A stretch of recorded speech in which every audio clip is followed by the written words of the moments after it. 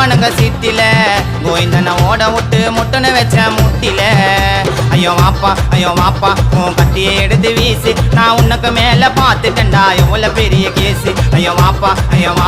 உன் கத்தியை எடுத்து வீசு நான் நேத்து கூட ஆச்சிட்டு வந்தேன் 307 கேசு கதைக்காரன் நான் வாழ்ந்த என்னோட ஊர்ல நான் சிங்கள போய் குத்துன கோவிந்த மாறல